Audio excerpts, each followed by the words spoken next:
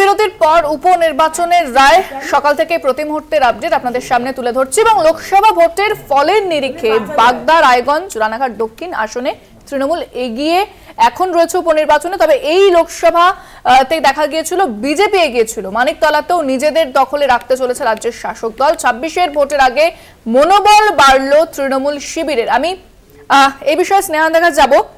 এই যে তিনটে কেন্দ্র, সেখানে তো বিজেপির ভালো পাওয়ার ছিল, তাদের তো হোল্ড ছিল। এই যে বাগদা, সেখানে তারা মতুয়া ভোটকে টার্গেট করেছিল।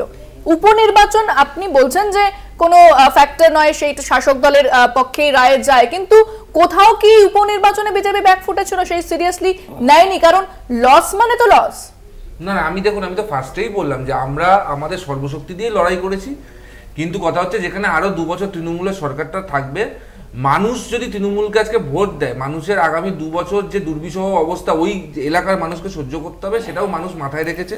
এবং এই ইনস্ট্যান্স প্রথম না, আমি আগেও বললাম যে 2019-এ 3টে বাই ইলেকশন হয়েছিল, কালিয়াগঞ্জ, করিমপুর এবং খড়গপুর সদর।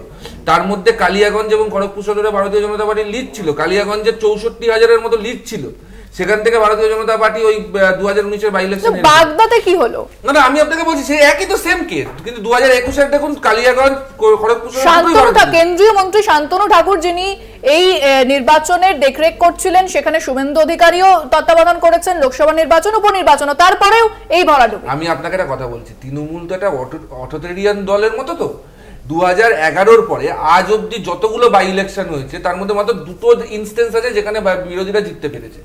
এক হচ্ছে ওই সাগরদিঘি, আর এক হচ্ছে 2014 বসিরহাট দক্ষিণ। আমি বিষয়টা বলছি, আপনি যে এলাকার মানুষ আজকে বেরিয়েছে ভোট, কিন্তু যেখানে হোল্ড ছিল সেটা তো ধরে রাখার কথা ছিল বিজেপি। আমি তো এখনো বলছি, আপনি 26-এর রেজাল্ট দেখবেন, এই তিনটে তো থাকবেই। এই তিনটে 2019 থেকে 24 দেখুন, যে কোনো ইলেকশন দেখুন, মানুষ চেঞ্জ হয়ে যাবে, যারা ভোট দিয়েছেন তারা চেঞ্জ হয়ে যাবে। মানুষ চেঞ্জ হওয়ার জন্য আমি বলছি, প্রথম কথা যে ভোটিং পার্সেন্টেজও কম হয়েছে, 4টে কেন্দ্রে কম হয়েছে।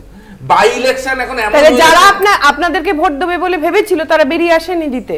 আমি আপনাকে বলছি দিদি, আপনি বিষয়টা আপনিও বুঝবেন যে ধরে দিন একটা বিধানসভা তো বেশ কিছু ওয়ার্ড নিয়ে, মানে মানিকতলা ধরে দিন 6টা ওয়ার্ড নিয়ে তৈরি হয়েছে।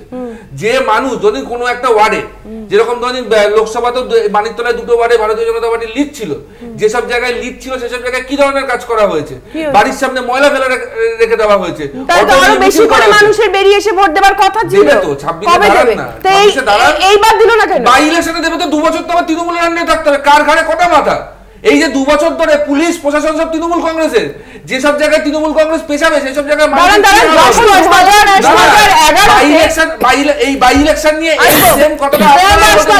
রায়গঞ্জে উপনির্বাচনে জয়ী তৃণমূল প্রার্থী কৃষ্ণ কল্যাণী 49,536 ভোটে জয়ী হয়েছেন। কৃষ্ণ কল্যাণী 536 ভোটে জয়ী হয়েছেন কৃষ্ণ কল্যাণী। এবং রায়গঞ্জে জয়ী তৃণমূল, যে বিজয় উৎসব, যে উচ্ছ্বাস, সেটা সকাল থেকেই দেখা যাচ্ছিল। এবার তৃণমূল শিবিরে আরো বাড়তি তাদের খুশির হাওয়া, কারণ সবুজ আবির ইতিমধ্যেই খেলা শুরু হয়ে